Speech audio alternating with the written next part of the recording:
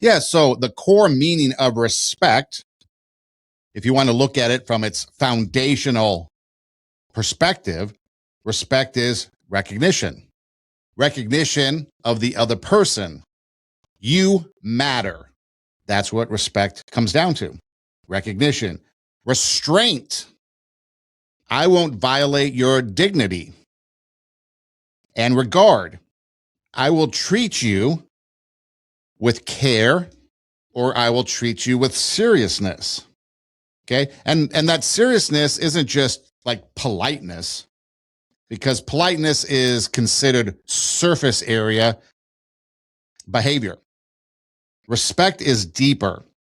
It's how you value someone and how that shows up externally. So recognition, you matter. Restraint, I won't violate your dignity.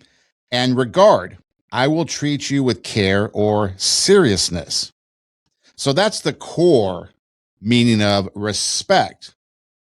So when it comes down to respect fundamentally, the recognition of value or worth. Do you recognize the value or the worth in somebody? If you do, then you respect them. This is displayed or expressed through attitude and behavior, and it's directed towards other people, towards principles that you might have, or yourself. So if you wanted to put respect into a basic definition, maybe it's something like this.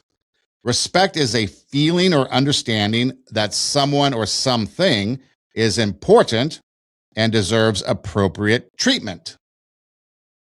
So when you look at people, do you think they are important?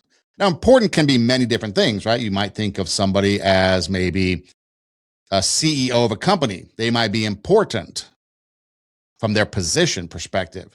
A parent might be important from their position in the family.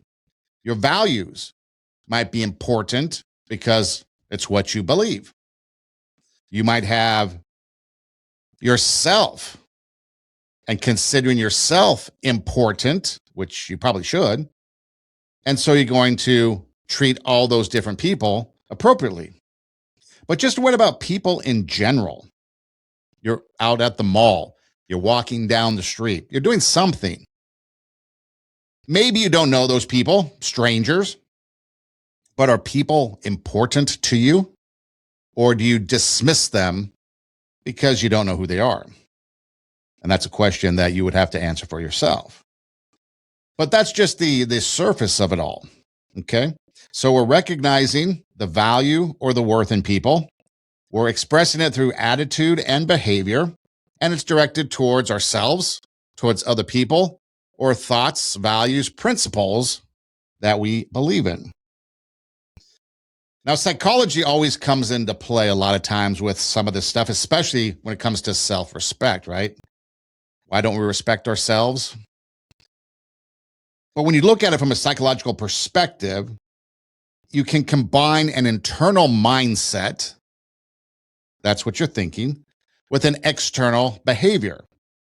You know, something that I've said a lot on the podcast is what you think is going to be on the heart, and then the heart and actions, or maybe the other way around. Maybe what's on the heart is going to influence your mindset, and then your mind is going to influence your action. So maybe that's a better way to put it. But either way, the mind, the heart, actions all go together. So it's internal mindset and external behavior.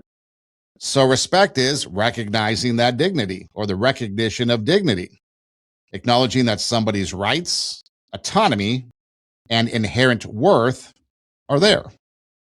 And it's not based on liking somebody. That's why I said, if you're walking down the street and you see somebody, a stranger, you might not know them, but you acknowledge their rights, their autonomy, their inherent worth.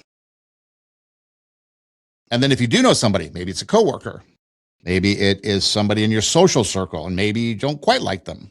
Do you still understand they have rights? Not talking about civil rights, but their right to be themselves, their autonomy, their inherent worth. And I think inherent worth I think is probably the best term to use when it comes to recognizing somebody's dignity and respecting them is they have worth, they have value because of the person that is there. Not because of who they are, but because they have value as a person. So it's not based on liking someone. It's just based on recognizing humanity, their humanity. People are important. People have worth. Humanity has worth. And so that's what it is to respect and to recognize the dignity of somebody. It's their inherent worth. It's the fact that they are a part of humanity.